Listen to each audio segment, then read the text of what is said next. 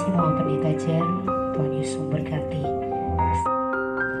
Kau tahu ya Tuhan, tujuan hidupku hanyalah untuk menyenangkan hatimu.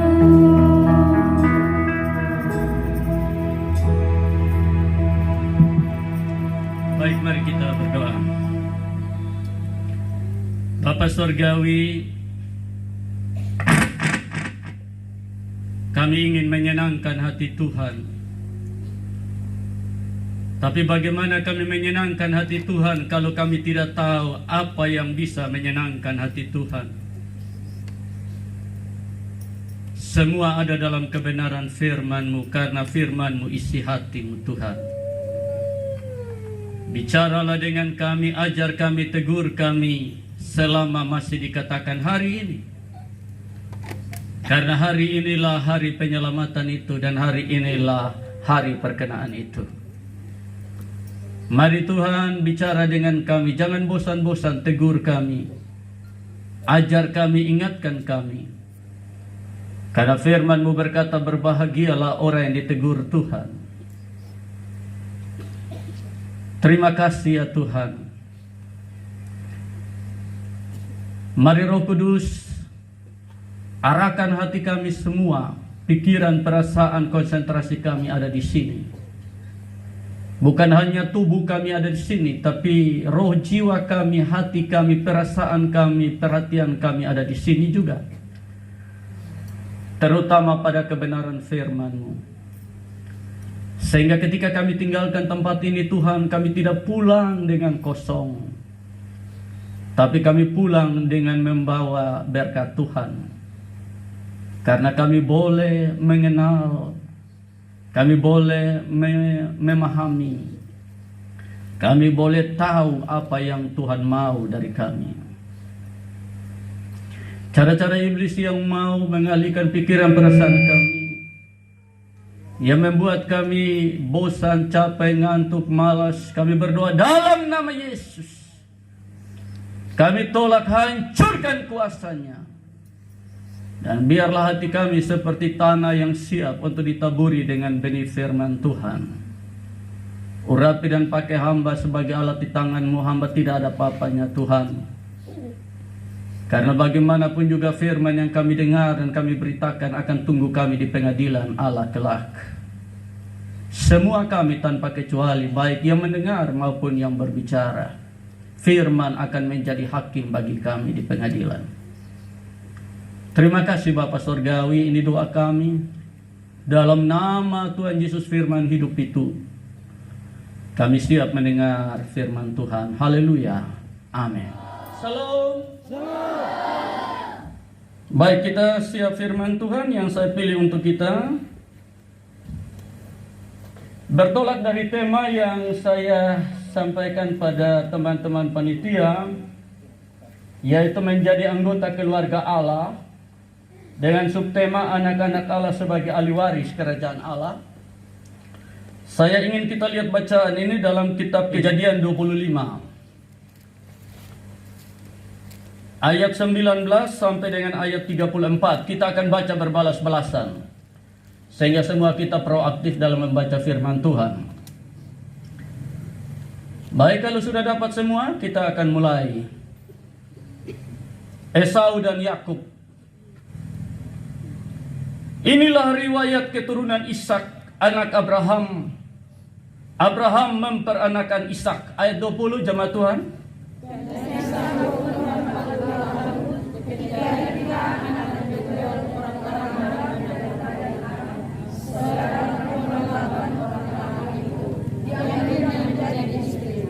Berdoalah Ishak kepada Tuhan untuk istrinya, sebab istrinya itu mandul.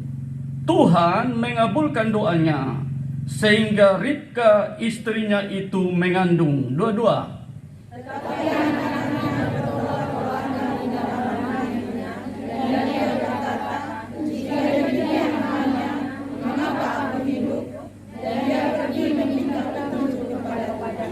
Firman Tuhan kepadanya, dua bangsa ada dalam kandunganmu, dan dua suku bangsa akan berpencar dari dalam rahimmu.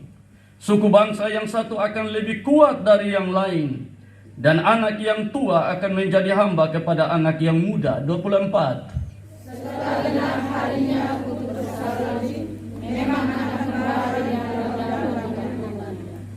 Keluarlah yang pertama, warnanya merah, seluruh tubuhnya seperti jubah berbulu, sebab itu ia dinamai Esau. 26.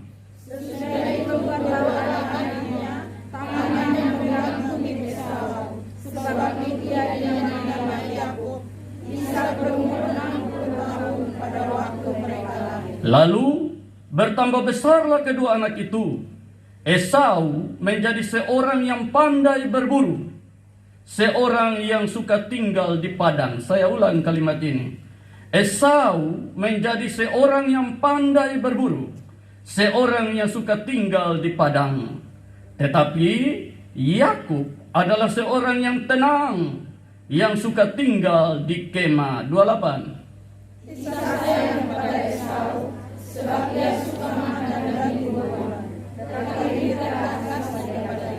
Pada suatu kali Yakub sedang memasak sesuatu, lalu datanglah Esau dengan lelah dari padang. 30.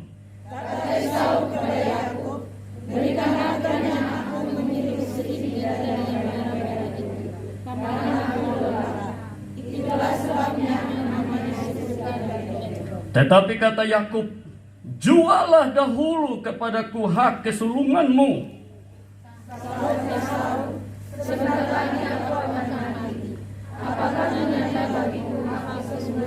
Kata Yakub, bersumpahlah dahulu kepadaku.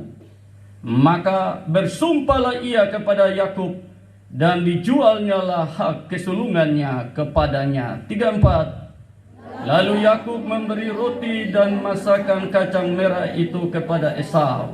Ia makan dan minum, lalu berdiri dan pergi. Demikianlah Esau memandang ringan hak kesulungan itu. Demikian firman. Salam semua. Bapak Ibu, saya mau tanya dulu. Siapa di antara kita yang, pertanyaan ini sederhana saja, tetapi dari pertanyaan-pertanyaan ini akan hantar kita pada kebenaran firman Tuhan malam ini. Ya, tidak sulit pertanyaan ini. Siapa di antara kita yang percaya bahwa kita telah menjadi anak-anak Allah? Coba kita bisa lambaikan tangan. Yang percaya bahwa kita sudah jadi anak Allah. Ada yang belum percaya? Semua kita percaya bahwa kita telah menjadi anak-anak Allah. Amin. Amin. Amin. Ya, anak-anak Allah berarti anggota keluarga Allah. Amin. Pertanyaan yang kedua, apa menjadi dasar bahwa kita percaya kita telah menjadi anak-anak Allah? Paling tidak kan ada dasar toh. Kalau misalnya ada satu keluarga yang angkat satu anak jadi anak angkat, ya dasarnya apa? Pengadilan akan tanya dasar apa? Paling tidak ada akte pengangkatan anak kan? Amin. Nah, kira-kira apa yang menjadi dasar yang bisa kita pegang dan kita percayai bahwa kita telah menjadi anak-anak Allah? Adakah satu ayat begitu? Oke lah, saya jawab saja supaya cepat. Saudara, dalam Roma 10, di situ dia bilang, saya tidak sebut ayat, nanti cari saja. Dalam Roma 10 dia bilang, kalau engkau mengaku dengan mulutmu bahwa Yesus Tuhan, dan percaya dengan hatimu bahwa Allah telah bangkitkan dari antara orang mati, maka engkau diselamatkan. Amin. Karena dengan mulut orang mengaku dan dibenarkan, dengan hati orang percaya dan diselamatkan. Kira-kira seperti itu. Jadi ketika kita mengaku dengan mulut Yesus Tuhan, percaya dengan hati bahwa dia telah mati dan bangkit tebus dosa saya, maka saat itu kita terima keselamatan. Nah, keselamatan itu kita terima melalui pengakuan mulut dan percaya dengan hati. Tetapi saudara, ketika kita mengaku Yesus sebagai Tuhan dan kita terima dia sebagai Tuhan dan Juru Selamat kita, maka Yohanes 1 ayat 12-13 di situ dia bilang, semua orang yang menerima dia Yesus, kepada mereka diberi hak untuk menjadi anak-anak Allah. Amin. Diberi hak untuk menjadi anak-anak Allah. Jadi kita mendapat status hak sebagai anak Allah karena kita menerima Yesus sebagai Tuhan dan Juru Selamat. melalui pengakuan mulut dan percaya dalam hati dan terima Dia, maka saat itu kita punya status baru, yaitu anak Allah. Ya, status kita menjadi anak Allah ini adalah hasil pekerjaan Roh Kudus. Karena di dalam firman Dia bilang, anak-anak yang diperanakan bukan oleh keinginan seorang laki-laki atau keinginan daging, tapi oleh pekerjaan roh. Jadi saat itu Roh Kudus melahirkan kita menjadi ciptaan baru, manusia baru, menjadi bayi-bayi rohani, menjadi anak-anak Allah. Dan karena kita adalah anak, maka Roma 8 ayat 17 dan 18 di situ dia bilang, roh itu bersaksi bersama-sama dengan roh kita bahwa kita adalah anak. Dan kalau kita anak, maka kita adalah ahli waris. Amin. Ahli waris maksudnya orang-orang yang berhak menerima janji-janji Allah.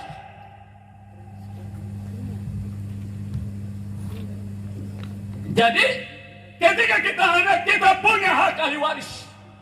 Ahli waris apa? Janji Allah. Pertanyaannya, janji Allah yang mana?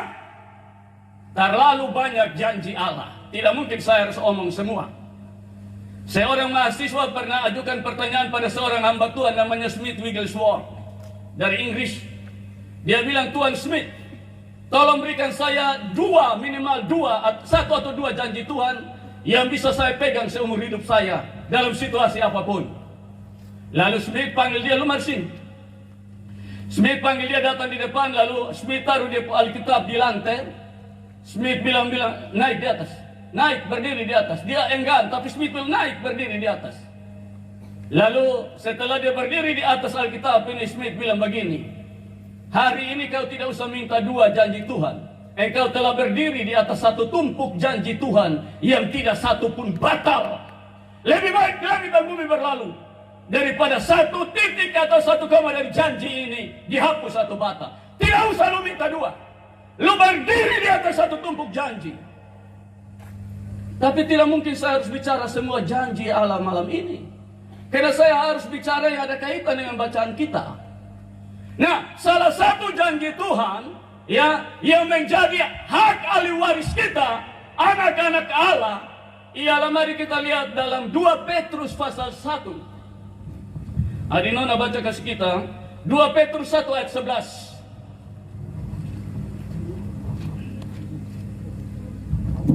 2 Petrus pasal 1 ayatnya yang ke-11. Ya. Dengan demikian kepada kamu akan dikaruniakan hak penuh. Dikaruniakan hak penuh. Untuk memasuki kerajaan kekal. Untuk memasuki kerajaan kekal. Yaitu kerajaan Tuhan dan Juru Selamat kita, Yesus Kristus. Itu salah satu janji. Yaitu ketika kita anak, kita ahli waris. Salah satu hak ahli waris kita ialah mewarisi kerajaan kekal, yaitu kerajaan sorga. Amin. Amin. Yakin? Percaya? Oke. Ini saya letakkan dasar dulu, baru kita lanjut. Nah, saudara, tapi yang menjadi pertanyaan berikut ialah begini. Ya. Apakah semua anak-anak Allah yang adalah ahli waris ini, yang akan mewarisi janji Allah dan salah satunya adalah kerajaan sorga ini, apakah pada akhirnya semua mewarisi? Tentu tidak. Tidak semua mewarisi. Apa dasarnya? Mari kita lihat. Adinona baca ke kita. Matius 8. Matius 8 ayat yang ke-11 sampai 13. Matius pasal 8 ayat 11 sampai 13. Ya. Aku berkata kepadamu, Ya. banyak orang akan datang dari timur dan barat, Ya. dan duduk makan bersama-sama dengan Abraham, Ishak dan Yakub di dalam kerajaan Dalam surga. kerajaan sorga. Sedangkan anak-anak kerajaan itu akan dicampakkan ke dalam kegelapan yang paling gelap. Dicampakkan dalam kegelapan yang paling gelap. Di sanalah akan terdapat ratap dan kertak gigi. Lalu Yesus berkata kepada perwira itu, Ya. pulanglah dan jadilah kepadamu seperti yang engkau percaya, maka pada saat itu juga sembuhlah hambanya. Saudara, ternyata tidak semua anak yang adalah calon ahli waris kerajaan surga itu pada akhirnya memiliki warisan itu. Karena tadi Alkitab bilang, dilemparkan ke dalam kerajaan kegelapan. Lalu timbul lagi pertanyaan, kenapa mereka ada di sana? Kau sudah jadi ahli waris, tinggal mewarisi, kau pada akhirnya tidak mewarisi. Jawabannya kita lihat dalam Ibrani 12. Ibrani 12 ayat 16-17. Ibrani pasal 12 ayat 16 sampai 17. Ya. Janganlah ada orang yang menjadi cabul, Ya. atau yang mempunyai nafsu yang rendah seperti Nafsu Esau, yang rendah, cabul dan mempunyai nafsu rendah seperti Esau, yang menjual hak kesulungannya untuk yang sepiring menjual makanan, hak kesulungannya untuk sepiring makanan. untuk sepiring makanan. Sebab kamu tahu Sebab kamu tahu, bahwa kemudian ketika ia hendak menerima berkat itu, ia ditolak. ia ditolak. Sebab ia tidak beroleh kesempatan untuk memperbaiki kesalahannya, Iya. sekalipun ia mencarinya dengan mencucurkan air mata. Saudara, Esau pada akhirnya kehilangan hak istimewa, yaitu hak kesulungan. Apa itu hak kesulungan? Saudara, hak kesulungan adalah hak yang didapatkan oleh seorang anak karena kelahirannya sebagai anak sulung. Nanti saudara boleh pulang baca dia punya berkat yang pada waktu Ishak berkati Yakub itu. Ya. Nah, berkat kesulungan ini didapat oleh seorang anak yang lahir sebagai anak sulung. Kita sama tahu bahwa lahir duluan atau belakang itu bukan usaha kita. Karena tidak ada orang yang rencana lahir duluan. Kalau lahir duluan, lahir dari belakang kita yang atur, semua kakak, di sana ada adik lagi. Tapi kalau lahir duluan kakak, itu anugerah. Amin. Itu anugerah Allah. Karena anugerah Allah, dia lahir sebagai anak sulung. Dan karena anak sulung, ada hak kesulungan. Jadi itu hak istimewa yang dia dapat, bukan usaha, tapi anugerah. Saudara dan saya, keselamatan yang kita dapat ini apakah karena usaha? Tapi karena anugerah. Karena kasih karunia kamu diselamatkan oleh iman. Itu bukan hasil usahamu, tapi pemberian Allah. Bukan hasil pekerjaanmu. Jangan ada orang memegahkan diri. Saudara, kalau kita menjadi ahli waris kerajaan surga itu anugerah. Amin. Kenapa? Karena kita ini semua dulu ular buana. Hai kamu keturunan ular beludak. Saudara ingat peristiwa Taman Eden kan? Tuhan Allah bilang jangan makan, makan lu mati. Ular bilang makan lu sana mati. Lalu manusia lebih memilih dengan suara ular, ya, menjadikan ular bapa yang suaranya didengar, ditaati, yang akhirnya jadilah keturunan ular beludak. Sehingga Alkitab bilang semua manusia adalah pembohong. Kenapa? Lahir dari bapa pembohong. Cuma satu yang tidak, yaitu Yesus. Makanya Alkitab bilang tipu tidak ada dalam mulutnya, karena dia bukan dari Bani Adam, tapi dari Roh Kudus. Amin. Semua kotong ini dari Bani Adam semua, ular puana semua. Tapi kalau kita menjadi anak-anak Allah yang akhirnya mewarisi kerajaan surga, itu anugerah. Amin. Tapi pertanyaannya, apakah semua orang Kristen, orang percaya yang telah menjadi anak Allah bisa mewarisi kerajaan surga? Tidak. Karena ada dasar ayat yang sudah saya angkat tadi. Nah, hari ini kita akan melihat bagaimana Esau hilang hak kesulungan yang adalah hak istimewa. Karena dia punya nafsu rendahan, murahan, yang menganggap sepiring kacang merah lebih penting dari hak istimewa, itu hak kesulungan. Banyak orang Kristen pada akhirnya hilang hak kerajaan surga karena punya nafsu rendah seperti Esau, yang menukar hak istimewa itu dengan supermi, dengan beras, dengan sembako. Tapi oke lah, nanti baru potong bicara itu sebentar. Tapi saya letakkan dasar dulu. Saudara, Alkitab bilang segala tulisan yang diilhamkan Allah itu bermanfaat untuk satu, mengajar. Dua, menyatakan kesalahan. Tiga, memperbaiki kelakuan. Dan empat, menuntun orang pada kebenaran. Amin. Hari ini kita akan melihat kesalahan Esau, supaya tidak boleh tiru. Kalau ada, perbaiki kelakuan, kembali pada kebenaran. Amin. Esau hilang kesulungan karena ada empat sifat Esau yang menurut Alkitab nafsu rendahan yang tidak boleh ditiru, supaya jangan sampai menyesal kemudian tidak ada guna. Esau meraung-raung, menangis meraung-raung, tapi tidak ada kesempatan berubah diri. Pada akhirnya banyak orang akan pendemo, jadi pendemo di pintu sorga. Lalu dia mulai pasang dia punya prestasi pelayanan sekian lama tahun dengan berbagai mujizat. Usir setan, sembuhkan orang sakit dan sebagainya. Makan semeja dengan Tuhan, mendengar pengajaran. Tapi pada akhirnya Tuhan bilang, saya tidak kenal engkau, karena memiliki sifat seperti Esau. Yang pertama, 27. ya silakan. Lalu bertambah besarlah kedua anak itu. Ya, Esau menjadi seorang yang pandai berburu. Esau menjadi seorang yang pandai berburu, hebat berburu, mahir berburu, senang berburu, ahli berburu. Seorang yang suka tinggal di padang. Seorang yang suka tinggal di padang, lebih banyak waktu habis di luar demi hobinya, kesenangannya. Tetapi Yakub adalah seorang yang tenang, yang Tapi suka Yakub tinggal di adalah kemah, seorang yang tenang, dan yang suka tinggal di kemah. yang suka tinggal di kemah. Saudara, ini penyebab pertama Esau hilang hak kesulungan, dan penyebab pertama Yakub mendapatkannya. Kedua anak ini punya sifat yang berbeda sekali. Yang satu liar, Esau liar. Dia lebih suka habiskan banyak waktu di luar demi hobi, demi kesenangan, demi sebuah keahlian. Liar. Tapi Yakub seorang yang tenang, yang suka tinggal di kemah dalam persekutuan dengan keluarga. Saudara, kisah ini mengingatkan saya dua orang bersaudara di Betania, Maria dan Marta. Sama, satu merek dengan Yakub dan Esau.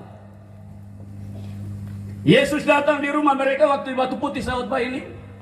Yesus datang di rumah mereka, dan Maria ada di mana? Di kaki Yesus. Marta ada di mana? Dapur. Sama dengan Esau. Esau lebih banyak di padang, di hutan, dan untuk hobi dan kesenangannya. Tapi Yakub lebih banyak di rumah dalam persekutuan. Saudara, banyak orang Kristen akan kehilangan hak istimewa kerajaan sorga karena memiliki sifat liar. Pada waktu Tuhan Yesus dibaptis di sungai Yordan, Roh Kudus turun dalam rupa burung merpati. Kenapa bukan burung gagak? Saudara ingat ketika Nuh lepas dua burung waktu air bah itu untuk melihat bumi, dengan misi yang sama, tugas yang sama, Nuh lepas dua burung ini untuk mengintai bumi, melihat bumi apakah bumi telah kering dan mereka bisa keluar atau tidak. Dia lepas pertama gagak. Alkitab bilang gagak, pal datang. Akhirnya lupa buang Nuh sampai utus dan tidak kembali ke Batra. Mungkin karena dia lihat daging terlalu banyak, lalu naluri kedagingan mulai muncul. Akhirnya makan daging banyak, mabuk dengan daging, lupa buang sang pengutus dan tugas misi yang diberikan. Tapi merpati itu lepas pertama, Alkitab bilang dia kembali karena tidak ada tempat untuk dia injakan kaki. Dia kembali di dalam Batra bersama Nuh sang pengutusnya. Satu minggu kemudian Nuh lepas lagi kedua kali. Dia pergi dan Alkitab bilang menjelang senja pulanglah merpati itu mendapatkan Nuh diparuh di bawah selai dan Nuh itu segar sebagai bukti pertanggung jawab atas misi yang berikan tuannya. Dia kembali kepada Nuh sang pengutusnya. Lalu Nuh tunggu lagi satu minggu. Lalu lepas, dia tidak kembali karena tugasnya telah selesai. Saudara, kenapa Roh Kudus mengambil rupa merpati? Ada tiga sifat merpati yang kalau Roh Kudus ada di dalam diri seseorang, tiga karakter ini akan muncul. Yang pertama, merpati itu jinak. Amin. Merpati itu jinak. Amin. Dari semua jenis burung yang jinak dari merpati. Memang ada burung lain yang bisa jinak, tapi itu dijinakkan. Pada dasarnya naluri liar. Tapi merpati itu memang nalurinya jinak yang bisa tinggal dengan manusia. Dan kalau Roh Kudus ada dalam diri seseorang, orang itu akan dibuat jinak. Jinak dengan gereja. Jinak dengan Alkitab. Jinak dengan perjamuan. Jinak dengan ibadah. Jinak di kaki Tuhan. Jinak dan dia punya istri. Jinak dan dia punya suami. Ya, kalau dia jinak dengan istri orang lain, itu suliar itu. Itu suliar itu suruh gagak itu. Ya. Kalau dia suliar dengan gereja, 1 tahun hingga gereja 2-3 kali, itu liar. Itu roh seperti gagak. Karena apa? Kedagingan. Tapi saya percaya jemaat Naras ini soalnya ada roh gagak ya. Yang hinggap ini semua roh merpati habis. Yang jinak seperti Yakub. Lebih banyak tinggal di rumah dalam persekutuan keluarga. Jinak seperti Maria yang duduk di kaki Tuhan. Dan Tuhan bilang, Maria telah memilih bagian yang terbaik yang tidak akan diambil daripadanya. Sedangkan pada Marta dia bilang, lu beki susah diri Marta. Saudara, Roh Kudus akan bikin orang jinak. Bergaul dengan Tuhan. Seperti Henok, dia jinak dengan Tuhan. Alkitab bilang Henok terangkat ke sorga karena dia bergaul dengan Tuhan 365 tahun. No luput dari air bah karena dia bergaul dengan Tuhan 950 tahun. Saudara kalau mau terangkat ke sorga waktu Yesus datang kembali, harus jinak seperti Henok. Amin. Amin. Jinak. Jangan liar. Liar itu berarti kau calon-calon pewaris sama dengan Esau. Akan hilang hak istimewa. Karena yang pantas mendapatkan itu hanya mereka yang jinak.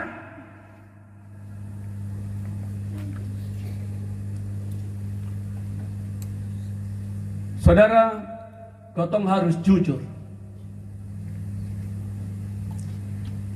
Memang gereja ini perintah Tuhan untuk beribadah. Tetapi kalau botong mau jujur, ini menyangkut hati juga. Banyak pendeta mengeluh ketika kami ada di KPI, di jemaat-jemaat, Bapak tolong doa dulu. Ini botong pun jemaat satu di samping gereja, depan gereja, belakang gereja, ini tahun-tahun sana injak gereja. Tolong bantu doa dulu. Saya bilang, mama pendeta, memang gereja ini menyangkut hati orang dengan Tuhan. Itu memang betul. Orang kalau soalnya ada hati dengan Tuhan itu susah. Mau tiris gereja dan tiris rumah bacium juga tetap. Kalau soalnya ada hati, soalnya akan datang. Tapi orang kalau ada hati dengan Tuhan itu gereja 2-3 kilo, hujan, angin, badai, panas juga dia tetap sampai. Kenapa? Karena dia ada hati dengan Tuhan. Jalan tidak menjadi soal, panas tidak jadi soal, hujan tidak jadi soal. Dia tetap datang karena dia rindu ketemu Tuhan. Saya kasih contoh saudara. Orang kalau soalnya ada hati nonton bola kaki, lu jangan kasih dia ini karcis. Lu kasih karcis dia soalnya akan masuk biar fare-fare. Karena apa? Memang soalnya ada hati. Tapi orang kalau nekat itu, soalnya ada karcis di stadion pagar juga dia naik pohon nonton. Karena memang orang nekat, ada hati itu orang nekat. Amin. Ingat Sakeus toh? Waktu Tuhan Yesus datang di Yeriko, Alkitab bilang Sakeus pendek. Tapi dia sana mengeluh dengan kekurangan dirinya. Manusia banyak berkerumun, tapi dia sana kesalahan itu orang tuh. Kerinduan yang besar mengalahkan itu halangan semua.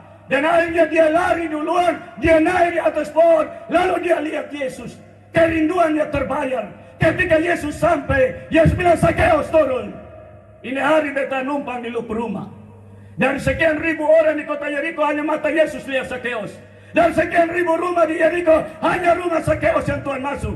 Karena kerinduannya itulah Tuhan bayar.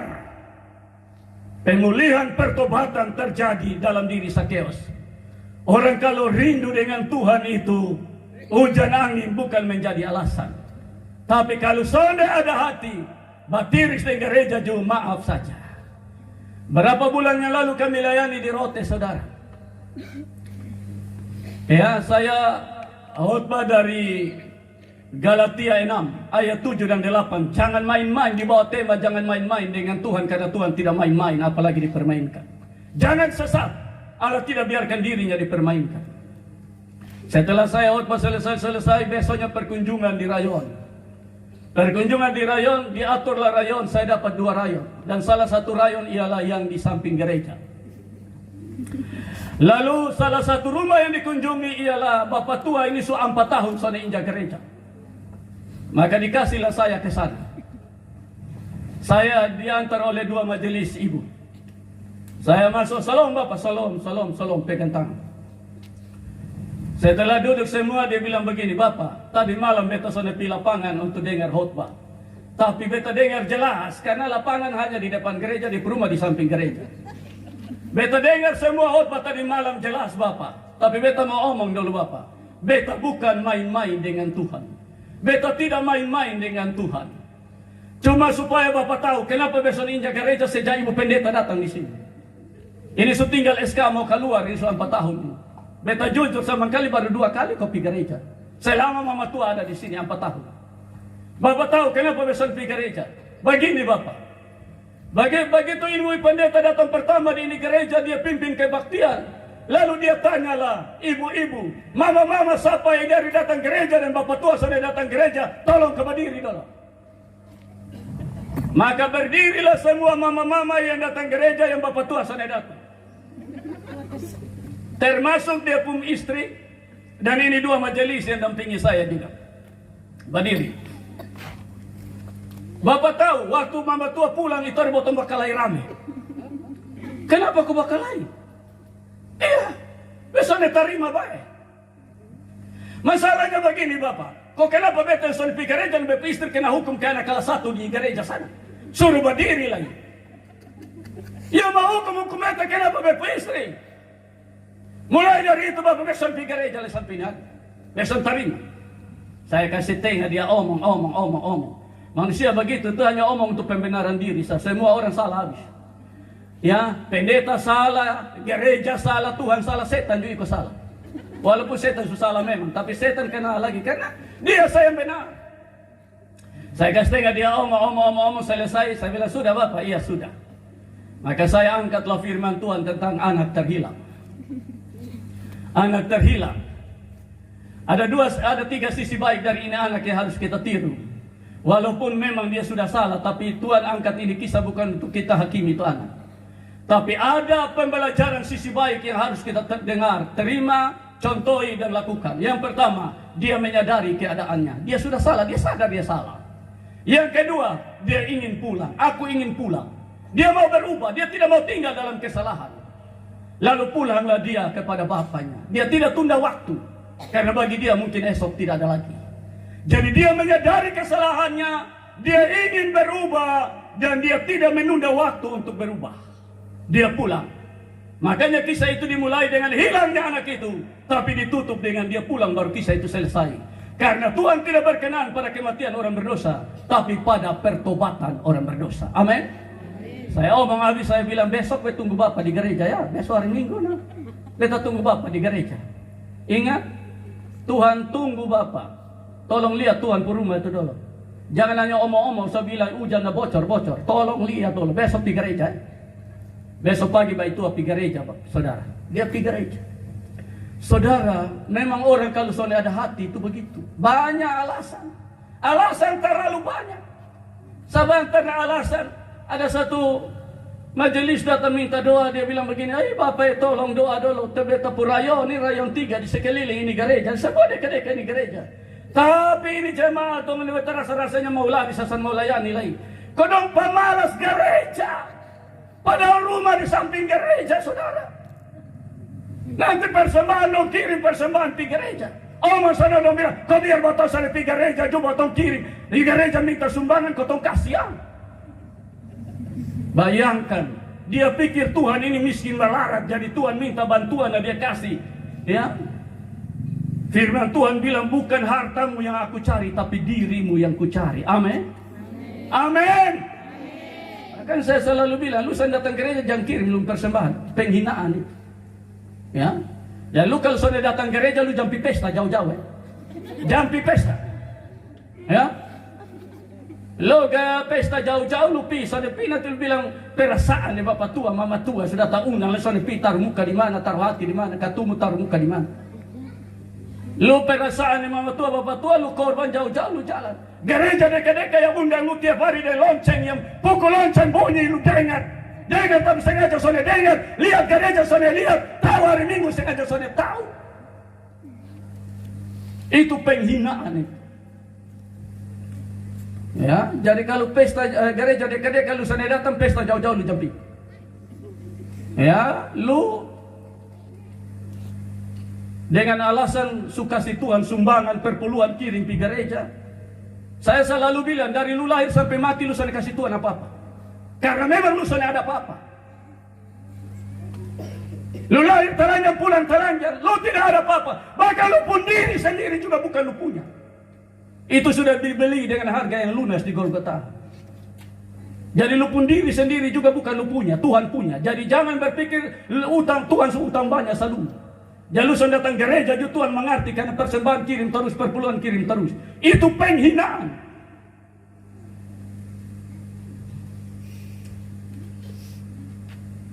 Ya. Tapi saya tahu jemaat Darwastu ini semua gereja toh, amin. Maka pesta jauh-jauh silakan pergi sudah, aman saja. Pergi sudah. Silakan pergi sudah. Saudara, Esau memiliki sifat liar. Dan karena sifat liar inilah, maka Esau tidak menghargai hak istimewa itu. Beda Yakub. Yakub orangnya tenang, jinak, dan senantiasa ada dalam persekutuan dengan keluarga, persekutuan dengan Tuhan, persekutuan dengan sesama orang percaya. Ya. Yang kedua, nafsu rendah Esau yang kedua, selain yang pertama liar. Ya, yang kedua, ayat selanjutnya ayat 28. Ayatnya yang ke-28. Ya. Ishak sayang kepada Esau sebab ia suka makan daging buruan, Ya. tetapi Ribka kasih kepada Yakub. Ishak sayang kepada Esau. Bapak dan kakak satu blok. Karena dia suka makan daging buruannya. Tapi Ribka kasih kepada Yakub satu blok. Jadi ada blok timur, blok barat. Blok bapak dengan kakak dan blok mama dengan adik. Jadi itu rumah itu ada anak emas, ada anak perak. Anak emasnya Ishak ialah Esau, peraknya Yakub. Anak emasnya Ribka ialah Yakub, peraknya Esau. Jadi kalau Esau dan Yakub bakalahi, Ishak dan Ribka juga ikut bakalahi. Kenapa? Karena masing-masing bela di anak sayang toh, anak mas toh, amin, amin. Didikan rumah tangga model begini ini yang melahirkan generasi-generasi yang tidak benar. Ya, makanya lihat saja. Ya, Yakub dan Esau belajar di rumah tangga model begini, makanya Yakub kawin, ada anak mas, ada perak juga. Yakub punya anak mas apa? Yusuf. Bikin jubah maha indah kasih pakai Yusuf, anak mas. Yang lain perak. Akhirnya perak semua marah, sepakat jual buang mas. Iya toh? Kenapa? Karena didikan rumah tangga model begini. Saudara ingat Abraham dan Sarah juga model begini. Ya, memang Alkitab tidak hanya tulis Abraham dan punya hebat, tapi dia pun kesalahan juga ditulis. Dan dua laki bini pernah sepakat mengaku bukan laki bini toh. Di Firaun dengan Abimelek toh. Akhirnya itu dua raja hampir Tuhan kebas kasih mati. Gara-gara dan dua pun sepakat itu. Makanya lahirlah Ishak. Ishak kawin. Dia dan ibu bini juga pernah sandiwara. Dia dapat Abimelek. Abimelek ame Dong dua mengaku Abimelek bilang, dong dua kakak adik. Satu waktu juga akhirnya apa? Ya, Abimelek kami tahu. Tapi untung itu malam Tuhan cegah. Tapi Abimelek bilang, nah, kau bosan dua bilang bosan dua kakak adik. Tahu laki bini kau bosan dua bercumbu-cumbuan. Saudara, sebagai orang tua dalam rumah tangga kita hati-hati didikan. Kasih contoh yang baik karena anak-anak akan belajar dari kita. Alkitab ada pepatah bilang apa? Buah jatuh tidak jauh dari pohon kecuali tanah miring. Kalau tanah miring dia agak jauh. Nah, memang ada anak-anak yang tanah miring. Sehingga dia bilang apa? Beta kawin beson mau lihat bapak dan mama pemuda rumah tangga begini. Beta mau beda. Kenapa? Karena tanah miring. Tapi kalau tanah sana miring, persis. Bapak tukang mabok, anak juga ikut mabok. Bapak mama pemalas gereja, anak-anak juga pemalas gereja. Iya. Karena kita kasih contoh. Hati-hati saudara. Didikan dalam rumah tangga ini berpengaruh sekali pada karakter anak. Kau tuh mau suruh anak, masuk ingat gereja, kau gereja dong. Kau bilang apa? Bapak dan mama, saya ingat gereja, suruh kau pergi gereja. Masa malayan kau judi dah. Bapak dan mama judi kelas berat nah. Kau tuh mau tegur anak, tapi botol tidak kasih contoh yang baik. Ini modal ke rumah tangga ini.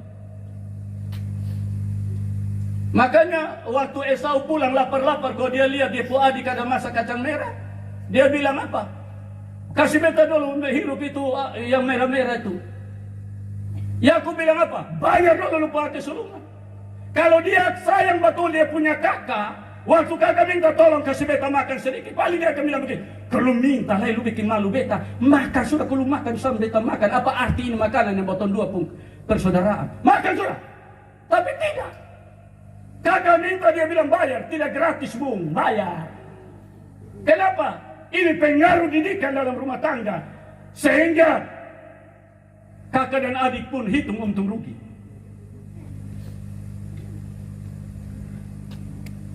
Coba adik Nonata yang kasih kita. Ya. Ada satu ayat bagus itu di Amsal 17 ayat 6. Amsal 17 ayat 6. Amsal 17 ayatnya yang ke-6. Ya.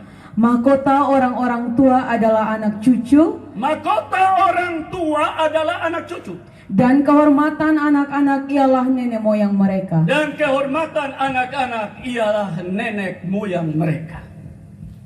Saudara, mahkota orang tua adalah anak cucu. Gotong anak cucu ini ingat harus jadi mahkota bagi orang tua punya kepala. Jangan jadi duri. Jadi mahkota yang membuat orang tua bangga. Orang kalau pakai mahkota itu bangga. Kita harus membuat orang tua bangga. Sehingga orang tua berkata, beta bangga punya anak seperti ini. Beta bangga punya cucu seperti ini. Gotong orang tua juga harus ingat. Dan kehormatan anak-anak ialah nenek moyang. Jadilah orang tua terhormat.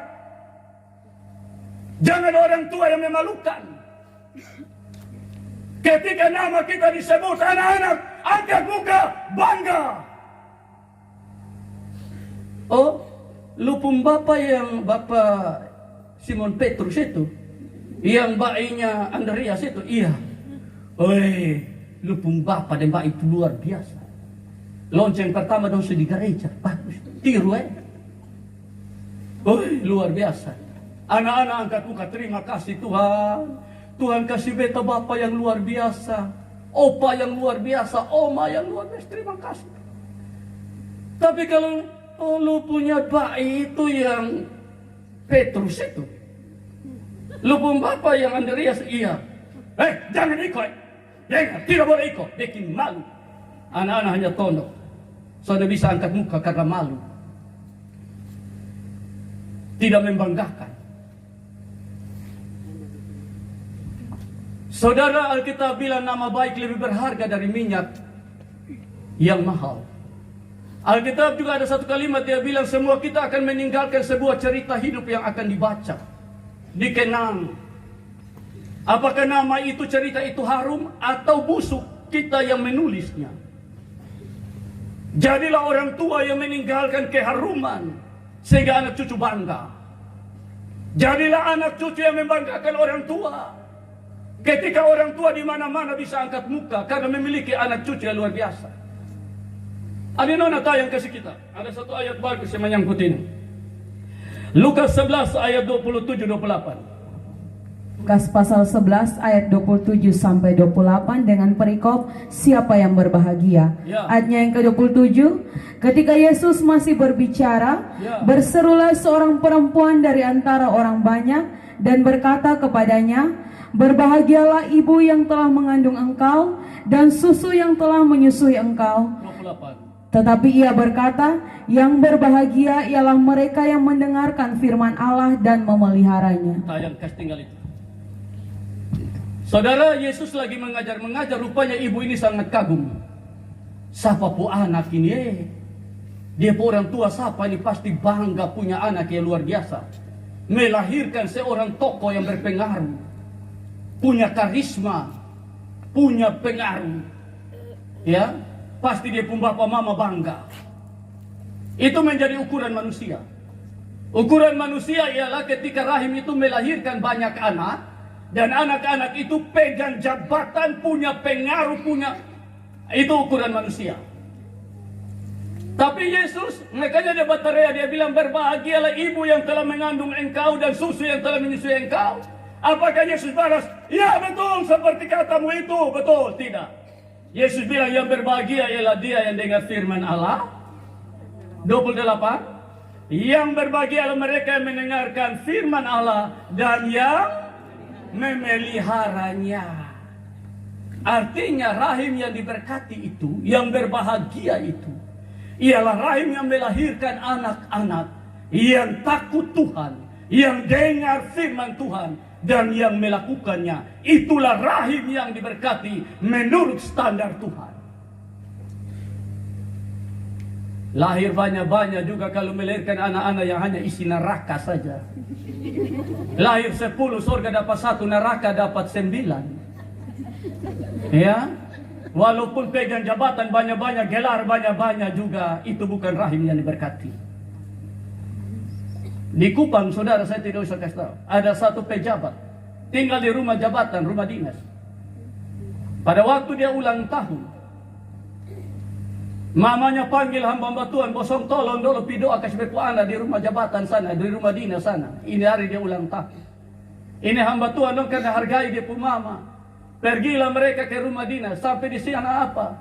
Dia undang dia pun kawan-kawan dong, minum mabok semua. Minum mabok karena dia ulang tahun. Akhirnya soalnya toa ini hamba Tuhan, sampai ini hamba Tuhan dong pulang, soalnya jadi doa. Pertanyaannya, ini rahim yang diberkati, yang melahirkan anak-anak yang pegang jabatan, punya titel, punya gelar, pegang jabatan. Ini rahim yang diberkati? Tidak. Lebih baik anak-anak yang tidak punya titel jabatan tetapi takut Tuhan dan hormat Tuhan. Amin. Saudara pernah dengar nama John Wesley, Charles Wesley, keluarga Wesley? Ibu mereka nama Susana Wesley, bapak mereka nama Samuel Wesley. Mereka anak belasan orang, saudara. Tapi anak-anak keluarga Wesley jadi orang-orang besar semua. Pendeta besar, penginjil besar, insinyur. Ya pokoknya belasan orang ini jadi manusia semua. Tapi takut akan Tuhan semua. Dalam sebuah wawancara radio, wartawan ini tanya, ibu, apa rahasianya sehingga ibu punya anak-anak yang luar biasa semua? Mereka orang-orang yang sukses di dunia sekuler, tapi di dunia rohani juga mereka orang-orang yang takut Tuhan. Rahasianya apa, mama? Dia bilang rahasia cuma satu. Setiap hari saya kasih mandi saya punya anak-anak dengan air mata doa. Saya kasih mandi mereka dengan air mata doa. Karena Susana Wesley punya jam doa, yang kalau sudah jamnya dia ke setengah dia pun kerja semua.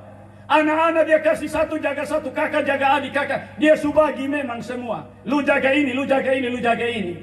Selama dia di kamar doa tidak boleh ada ribut. Dia berdoa, dia tikam lutut, dia menangis. Dia sebut dia punya anak dari sulung sampai bungsu. Setiap nama dia sebut, dia menangis di kaki Tuhan untuk mereka. Dia kasih mandi dengan air mata doa. Dan anak-anak ini bertumbuh dalam pengenalan yang benar akan Tuhan. Sehingga mereka menjadi orang-orang yang membanggakan Tuhan, tapi juga berguna bagi dunia dan sesama. Maka saya selalu bilang, saudara, jangan kasih mandi anak dengan dosa. Jangan kasih mandi anak dengan harta banyak-banyak. Jangan kasih mandi anak dengan ilmu yang terlalu banyak, gelar muka belakang. Lalu lupa kasih mandi anak dengan air mata doa. Akhirnya anak-anak hafal semua aturan undang-undang perundang-undangan, tapi ayat firman Tuhan satu jadi sontau. Doa Bapa kami juga tahu sapot. Omong adat lancar. Kasih mandi dengan air mata doa, supaya rahimmu rahim yang diberkati Tuhan. Karena melahirkan anak-anak yang takut Tuhan yang akhirnya isi sorga dengan penduduk, bukan neraka. Penyebab kedua, Esau hilang hak kesulungan. Selain dari yang pertama karena liar. Yang kedua, didikan dalam rumah tangga yang tidak benar. Yang akhirnya bertumbuh dalam pengenalan yang tidak benar juga. Yang ketiga, ayat selanjutnya. Ayatnya yang ke-30. Ya. Kata Esau kepada Yakub, berikanlah kiranya aku menghirup sedikit dari yang merah-merah itu. Mulai 29. Ayatnya yang ke-29. Pada suatu kali Yakub sedang memasak sesuatu. Ya. Lalu datanglah Esau dengan lelah dari padang. Ya. Kata Esau kepada Yakub, Ya. berikanlah kiranya aku menghirup sedikit dari yang merah-merah itu, Ya. karena aku lelah. Itulah sebabnya namanya disebutkan Edom. Lanjut. Ayatnya yang ke-31. Ya. Tetapi kata Yakub, jualah dahulu kepadaku hak kesulunganmu. Sahut Esau, sebentar lagi aku akan mati. Apakah gunanya bagiku hak kesulungan itu? Ya. Ayatnya yang ke-33. Coba. Adik tolong tayang kembali pada ayat yang ke-29. Ayat 29. 30. Ya, 30. Pada suatu kali Yakub sedang memasuki satu, lalu datanglah Esau dengan lelah dari padang. 30 ada. Kata Esau kepada Yakub, berikanlah kiranya aku menghirup sedikit dari merah-merah itu karena aku lelah. Itulah sebabnya nama disebut Edom. Saudara lihat, Esau jago berburu, ahli berburu, pandai berburu, hebat berburu. Harusnya lu pulang rumah itu paruh sukinya. Paruh sukinya, tenaga banyak, kuat. Tapi ini ternyata untung dicapai dengan lapar. Kok jago berburu, hebat berburu, kok untung capek lapar. Bukannya kenyang, sehat, kuat. Ini sebenarnya bukti bahwa orang yang kejar dunia itu tidak akan pernah yang namanya puas. Tidak akan ada yang namanya kenyang. Makanya kita bilang orang cinta uang tidak akan pernah puas dengan uang. Orang cinta kekayaan tidak akan pernah puas dengan kekayaan. Karena memang dunia tidak bisa memberi kepuasan. Kejar dunia itu sama dengan minum air laut. Semakin minum semakin haus, saudara akan pernah kenyang dan hilang haus. Orang kejar dunia seperti itu tidak akan pernah puas. Karena memang dunia tidak bisa memberi kepuasan. Nah, makanya ada itu lagu anak sekolah minggu ke gunung tinggi saya naik cari damai. Ternyata sampai di puncak saya tidak dapat damai. Botol yang biasa-biasa botol bilang, coba kalau beta pegang jabatan, pasti beta duduk di sana beta senang.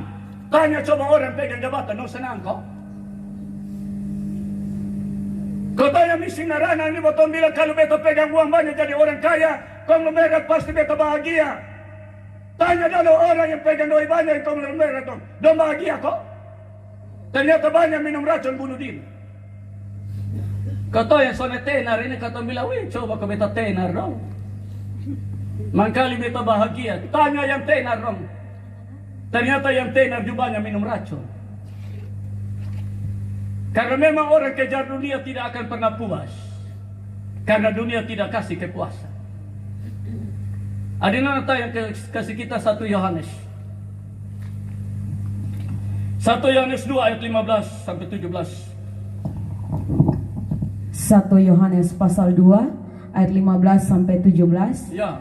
Janganlah kamu mengasihani dunia dan apa yang ada di dalamnya. Ya. Jikalau orang mengasihi dunia, maka kasih akan Bapa tidak ada di dalam orang itu. Ya. Sebab semua yang ada di dalam dunia, yaitu keinginan daging dan keinginan mata, Ya. serta keangkuhan hidup, bukanlah berasal dari Bapa melainkan dari dunia. 17. Dan dunia ini sedang lenyap dengan keinginannya. Amin. Tetapi orang yang melakukan kehendak Allah tetap hidup selama-lamanya. Saudara, ada 2 pembelajaran bagi kita di poin yang ketiga ini. Penyebab yang ketiga. Yang pertama, saya sudah omong tadi.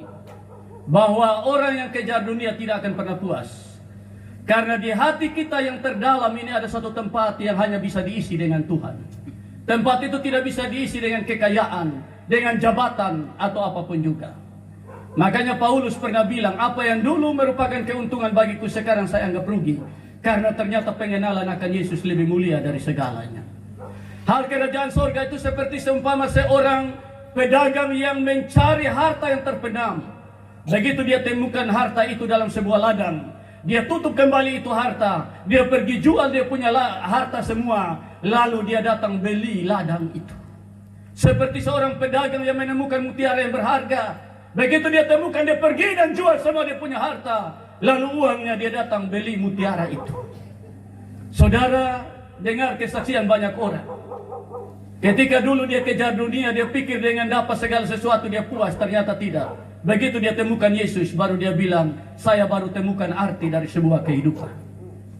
Saudara, pembelajaran yang kedua bagi kita kembali pada bacaan kita, Kejadian tadi. Ini penting sekali.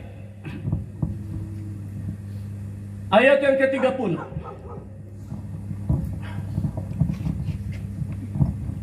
Ya, kembali pada Kejadian tadi. Kejadian Ayatnya yang ke-30. Ya. Kata Esau kepada Yakub, Ya. berikanlah kiranya aku menghirup sedikit dari yang merah-merah itu, Ya. karena aku lelah. Itulah sebabnya namanya disebutkan Edom. 31. Ayatnya yang ke-31. Tetapi kata Yakub, Kata Yakub. jualah dahulu kepadaku hak kesulunganmu. Ya, ini menarik, saudara. Menariknya begini. Kesempatan bagi Yakub yang terbaik ialah ketika Esau pulang lapar-lapar. Saat lapar itulah saatnya dia jebak dia pun kakak. Amin. Amin. Ketika kakaknya pulang lapar-lapar, andaikan kalau kakaknya pulang kenyang, tidak mungkin dia pakai ini jebakan. Tapi kakaknya pulang lapar, maka ketika kakaknya minta makan, dia bilang jual dulu lupa kesulungan. Ini jebakan. Saudara, menarik dari kisah ini kita lihat Matius. Ya, ada nonata yang kasih kita Matius 4 ayat 2 dan 3. Saudara dengar baik, ini jebakan iblis yang membuat banyak orang percaya kehilangan hak istimewa. Matius pasal 4 ayat ke-2 dan ke-3. Ya. Dan setelah berpuasa 40 hari dan 40 malam, akhirnya laparlah Yesus. Laparlah Yesus. Lalu datanglah si pencoba itu dan berkata Lalu kepadanya, datanglah si pencoba itu. jika engkau anak Allah, perintahkanlah supaya batu-batu ini menjadi roti. Cukup. Si pencoba itu datang saat apa? Saat apa? Esau jual hak kesulungannya ketika saat apa? Lapar. Si pencoba itu datang ketika Yesus lapar. Artinya iblis tahu saat yang tepat kasih jatuh orang percaya, anak-anak Allah, supaya jual hak istimewanya ialah saat lapar. Pertanyaannya, kenapa lapar? Ada 3 alasan yang iblis tahu. Yang pertama, orang kalau lapar itu nafsu makannya tinggi. Amin. Amin. Orang kalau lapar itu nafsu makan tinggi. Kalau dia lagi kenyang, kasih dia satu piring paling 2-3 sendok, bilang sudah cukup karena besok kenyang. Tapi coba kalau lapar, kasih dia satu piring, dia bilang tambah lagi. Satu piring bila perlu satu periuk. Karena lapar itu nafsu makan tinggi. Amin. Orang percaya iblis tahu saat yang tepat ialah ketika dia lapar. Kenapa lapar? Lapar itu nafsu makan tinggi. Dan kalau orang nafsu makan tinggi, maka makannya banyak. Tidak peduli dia punya atau orang punya, dia tidak peduli. Yang penting dia kenyang. Dan iblis tahu itu saatnya. Makanya lihat saja. Kalau orang percaya itu kalau lapar, dia punya gaji sudah cukup. Negara punya dia kabah semua. Tuhan punya 1/10 dia kabah semua. Ya, pemerintah punya dia kabah. Tetangga punya juga dia kabah. Orang pun istri juga dia kabah. Orang pun laki juga dia kabah. Kenapa? Karena nafsu makan tinggi. Satu sudah cukup. Dia punya berkat sudah cukup. Sehingga orang lain punya juga dia makan. Ya. Nafsu makan tinggi. Yang kedua, saat lapar itu orang pikir pendek. Pikir pendek. Makanya ketika Yakub bilang, jual dan lupa kesulungan. Dia kalau pikir panjang, dia bilang begini. Lupung piring kacang merah satu piring saja jual bepa kesulungan. Lupung kacang merah itu makan habis 2 jam kemudian beta sulapar. Bepa kesulungan pegang sampai mati sampai anak cucu. Pikir-pikir daripada lu jual bepa kesulungan. Soalnya usah makan lebih baik. Karena orang pikir panjang begitu. Tapi kalau orang pikir pendek dia bilang apa? Sabantar lagi mati untuk apa itu kesulungan? Lu habis sudah. Karena apa? Pikir pendek. Ya toh? Amin. Orang pikir pendek, lapar itu pikir pendek. Makanya lihat saja, anak-anak muda dengar baik-baik ya. Ya, iblis tahu saat yang terbaik kasih jatuh anak-anak muda Kristen ialah saat dia lapar. Karena lapar itu pikir pendek. Tunggu-tunggu jodoh tahu datang. Begitu yang datang ini ganteng, cantik, padahal agama lain. Lalu ini dia mulai bilang, Mbak, Mas, kalau mau jadi ya jadian ya ikut saya ya. Ya ikut saya. Tapi karena dia lapar, dia pikir pendek. Ya. Dulu waktu habis ini dia bilang, ya saya mengaku percaya berjanji dengan segenap hati. Sekarang karena lapar, pikir pendek. Ya semua agama sama. Ya kita beda-beda jalan tapi tujuan satu sorga. Maka dia jual buanglah Yesus, jual buanglah imannya. Karena pikir pendek. Kami layani di Amanuban Timur, saudara. Saya tanya-tanya dari penanggung jawab. Bapak, karena bisa begini nih Bapak ya? Amanuban Timur ini kok terkenal sekali nih.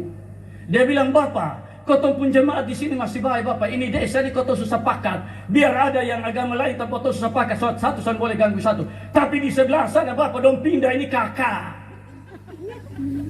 Itu karena apa? Supermi, Baras datang. Bantuan perumahan, bantuan sekolah gratis, bantuan tiap bulan. Akhirnya apa? Pikir pendek. Lalu tanya dia bilang, botong susah, Sinode son datang bantu. Ini orang dong baik, dong datang bantu. Mau botong kembali, bawa bantuan datang. Bawa bantuan. Pikir pendek. Makanya adik tolong tayang Amsal. Amsal 6 ayat 26. Ayat 6. Amsal 6 ayat 26. Kitab Amsal pasal 6 ayatnya yang ke-26. Ya. Karena bagi seorang sundal, sepotong rotilah yang penting, sepotong roti yang lebih penting. tetapi istri orang lain memburu nyawa yang berharga. Bagi seorang sundal, sepotong roti lebih penting dari harga diri. Ya, banyak orang Kristen sepotong super mie lebih penting dari keselamatan. Ini model perempuan, model manusia begini. Pikir pendek. Ya, bawa datang. Dan susah dipikirlah itu selamat. Surga neraka kemudian, yang penting parukingan dulu. Surga neraka ya soalnya penting, yang penting kalau ame ini cantik, ini ganteng ini. Maka saya bilang, saudara, berhala itu tidak hanya orang omong dikubur sana kok. Sembah itu kayu batu dong. Manusia juga bisa jadi berhala. Ketika itu manusia membuat engkau rela kehilangan Tuhan, ya. Engkau rela kehilangan Tuhan demi dapatkan itu manusia, itu berhala.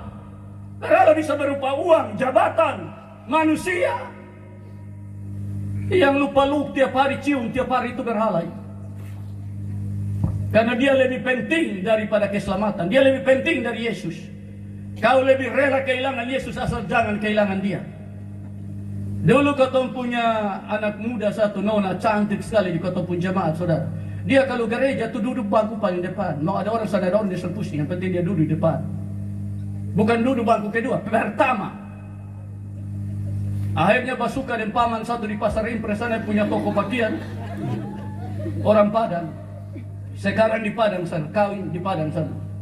Jual buang Yesus.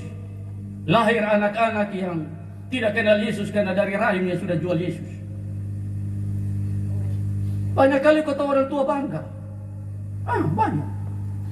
Saya pernah khotbah ini di Rota Tengah, saya turun mimbar, saya nginap di penanggung jawab punya rumah. Penanggung jawab bilang apa? Weh Bapak, apa Bapak di mimbar tadi terjadi betul di sini. Kota anak perempuan ada 3-4 orang di sini, betul sudah tabis di habis. Baptis habis.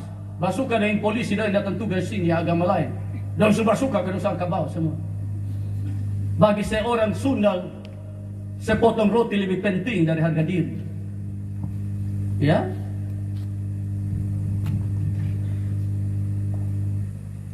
Makanya terakhir dia menyesal, meraung-raung, tapi tidak ada kesempatan. Kalau semakin habis itu kacang merah, mau apa? Ya, penyesalan datang terlambat. Saat orang lapar itu nafsu makannya tinggi, sehingga tidak peduli yang halal, yang haram, jadi kabas semua. Yang kedua, saat orang lapar itu pikir pendek. Ya. Yang ketiga, orang lapar itu tidak ada kekuatan, lemah. Makanya lihat saat tentara-tentara yang perang-perang kok suplai makanan terputus itu tuh calon-calon menyerah semua. Kenapa? Mau perang karena kau angkat senjata sasone kuat, sone makan, tidak ada kekuatan. Saudara, ingat manusia terdiri dari tubuh, roh, jiwa. Tubuh dari tanah, makanan dari tanah, kembali jadi tanah, dapat kekuatan dari tanah. Dari makanan yang dari tanah itu. Roh dan jiwa dari Tuhan, makanan dari Tuhan, kembali pada Tuhan, dapat kekuatan dari Tuhan, yaitu firman yang keluar dari mulut Allah. Karena Injil itu kekuatan Allah. Manusia hidup bukan dari roti saja, dari firman yang keluar dari mulut Allah. Makanya supaya tidak lapar, tidak lemah, kasih makan roh, jiwa, firman Tuhan. Amin. Baca firman Tuhan, dengar firman Tuhan. Supaya kau punya roh, jiwa kuat. Dan tidak mudah untuk dijatuhkan oleh iblis. Ketika roh jiwamu kuat, engkau pikir panjang. Mau jual Yesus juga pikir panjang. Anak-anak muda, dengar baik. Kotong orang tua juga. Jangan kau pisahkan anak kau, yang penting dapat anak mantu yang pegang jabatan, punya kerja bagus. Lalu rela kasih anak-anak dong kawin dengan orang-orang yang tidak kenal Yesus. Tuhan tuntut daripada kita. Tuhan tuntut. Anak yang beta titip kasih luar di mana? Bukan isi sorga, isi neraka. Kata orang tua jangan berpikir bahwa kasih kawin habis anak dan potong beban selesai. Tuhan tunggu di pengadilan. Harta yang beta titip dari lupur rahimnya sekian orang itu di mana? Kok enak-enak lu datang sendiri? Dan di mana?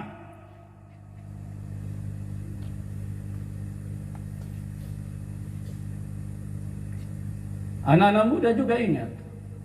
Kalau orang tua sudah omong itu dengar. Jangan pikir pendek. Kuat.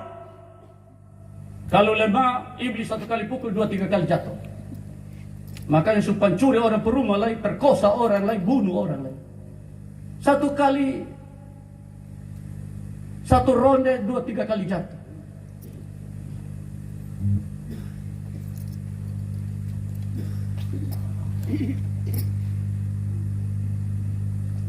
Esau jual hak kesulungan, hilang hak kesulungannya karena pulang lapar-lapar.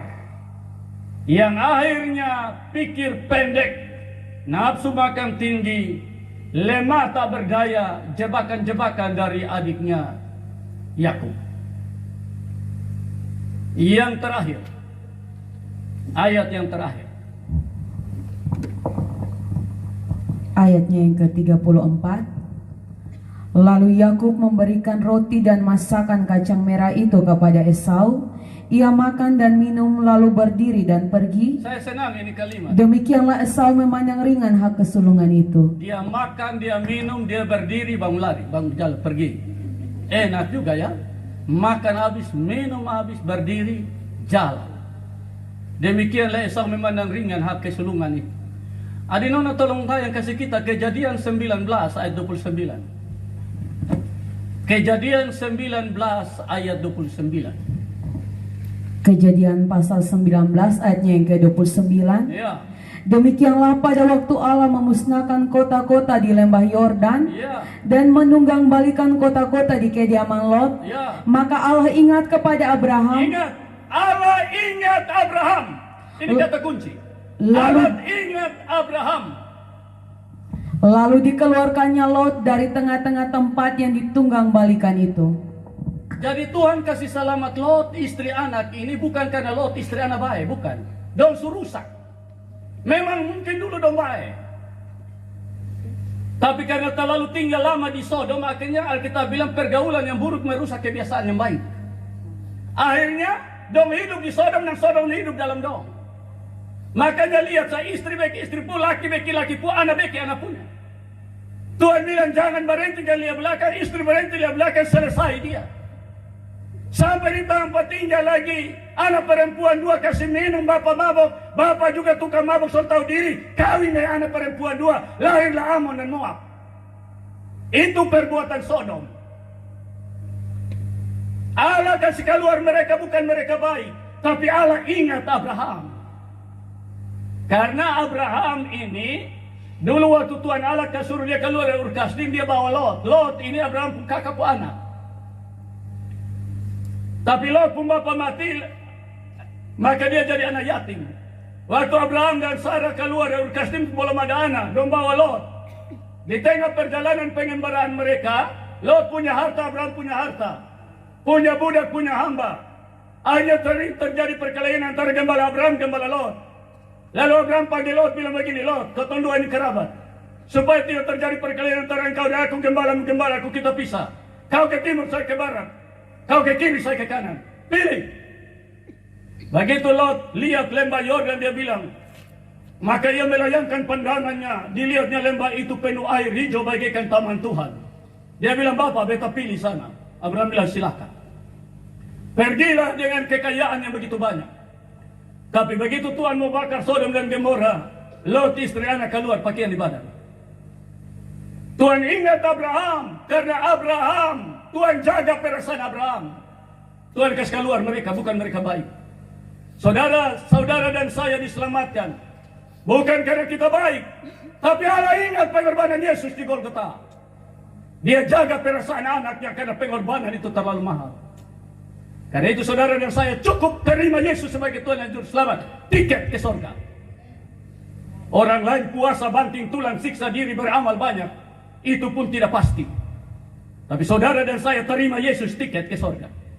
Karena Allah jaga perasaan anaknya saja. Karena kasih karunia kamu diselamatkan oleh iman, itu bukan hasil usahamu tapi pemberian Allah. Bukan hasil pekerjaanmu, tapi itu karena anugerah. Amin. Dalam Titus dia bilang, waktu itu dia menyelamatkan kita bukan karena perbuatan baik yang kita lakukan, tapi oleh karena rahmatnya yang besar. Tapi memang Lot, istri Lot ini dasar manusia tidak tahu diri. Suka sih keluar enak-enak, gratis-gratis lah. Di tengah jalan hanya bilang, jangan berhenti, jangan lihat belakang. Tapi dia berhenti, dia lihat belakang. Karena memang tidak tahu hargai anugerah Allah. Makanya dia mati. Saudara dan saya juga kalau tidak tahu hargai anugerah Allah, sama seperti ayat tadi, demikianlah Esau makan dan minum, berdiri lalu pergi. Demikianlah Esau memandang ringan hak kesulungan itu, memandang ringan hak kesulungan, memandang ringan keselamatan itu. Maka nasibnya seperti Esau. Saudara, hargai anugerah Allah. Amin. Kembali pada ayat-ayat yang pertama tadi. Ya, kita menjadi anak Allah bukan usaha kita, tapi karena anugerah. Karena itu kita lihat Roma 2 ayat yang terakhir. Coba kita lihat Roma 2 ayat 4 dan 5. Roma pasal 2 ayat 4 dan 5. Ya, Maukah engkau menganggap sepi kekayaan kemurahannya, ya, kesabarannya dan kelapangan hatinya? Tidakkah engkau tahu bahwa maksud kemurahan Allah ialah menuntun engkau kepada pertobatan? ya.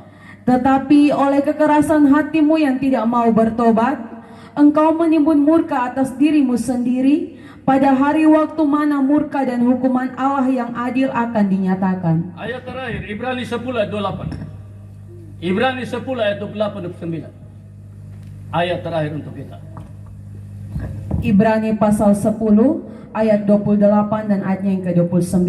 Ya, Jika ada orang yang menolak hukum Musa, ya, ia dihukum mati tanpa belas kasihan atas keterangan 2 atau 3 orang saksi. ya, Betapa lebih beratnya hukuman yang harus dijatuhkan atas dia yang menginjak-injak anak Allah, yang menganggap najis darah perjanjian yang menguduskannya, dan yang menghina roh kasih karunia. Saudara, kalau kita tidak hargai anugerah Tuhan, sama dengan kita